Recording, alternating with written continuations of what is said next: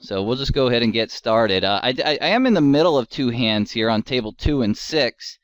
On table 2, I had raised pre and was donked into for about half pot on this flop. I did decide to just fold after I had raised pre. I don't have, as you can see, I only have about 5 hands on him, and he's playing pretty taggy over those 5 hands, so I did just decide to fold. And that would probably be my last option here, I think. Folding? Yeah, I like calling or raising here, okay. Depending on... If I don't know the player, I'm probably just going to be barreling off here. The reason for this is that this board is just going to be so ideal for a player to donk into it. And without knowing much about the guy, I think we can figure it out pretty much on the turn, whether what sort of range he's doing this with. But his range is just going to be so air heavy in this board that I think that you can float because you have the backdoor diamond draws, so floating's fine as well. But typically when I'm dealt with those two perspectives, I much prefer to raise here than to just call and allow him to outplay me, really. So yeah, I like that, and I like that. You're right. His range probably is pretty weak here. On table 6,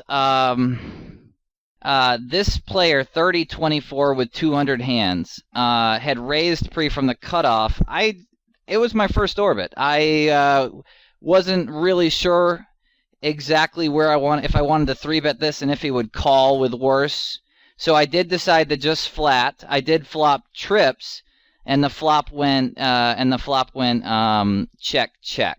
And then I was going to bet this turn. Would you bet this turn? Yeah, no brainer. I think he can check back a lot of things, and at this point we just really don't know if he's the type to check back hands like pocket 10s or pocket 9s here, ace king, or if he's just going to be checking back his complete air.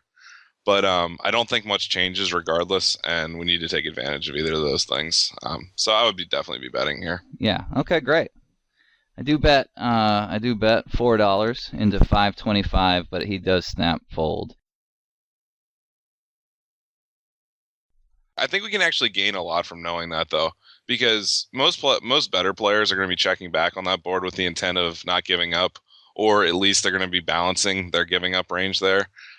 When he immediately just snap folds like that, that actually gives me a lot of information and says that we should be respecting his c-bets quite a bit. But when he checks back, that we should absolutely be firing with just about anything. Yeah. So you're saying that he's playing very straightforwardly at the moment. Yeah, and also I would probably guess based on him checking back that quickly. Sometimes it's tough to gather that much information from one play, but I also would expect him now in the future that if he had a hand like pocket 9s or pocket 10s there, that he would also be c-betting those, because I think based on how rapidly you check back there, it probably just makes his check back range a lot of air. So what we can actually do in the future is check raise those boards when we don't have a jack. And I think very effectively get him off by the turn there too. So it's just something to think about for the future. Yeah, no, that's a good point.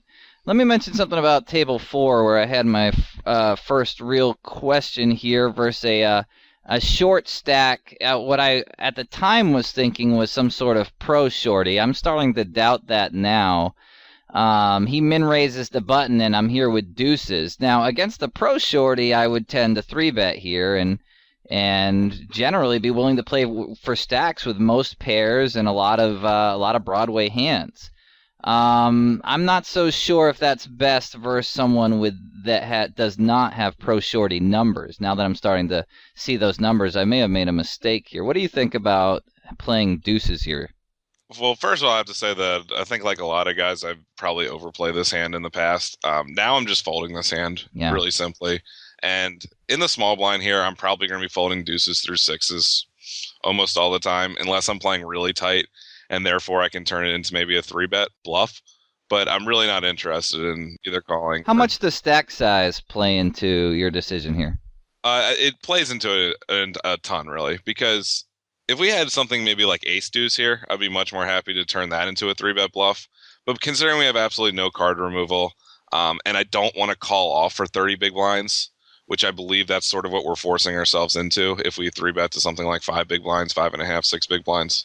I think we're forced to call off here based on his stack size, so I much prefer just to see you fold this hand. Yeah, and I think that but I don't do like. Understand. Yeah, I think I didn't honestly. I think I didn't know. I thought he was a pro shorty, and then when I looked back at it, I was like, this guy might be a fish, and that would be probably a pretty big mistake to make a small 3-bet there with deuces versus a fish, and so I kind of regretted that hand immediately.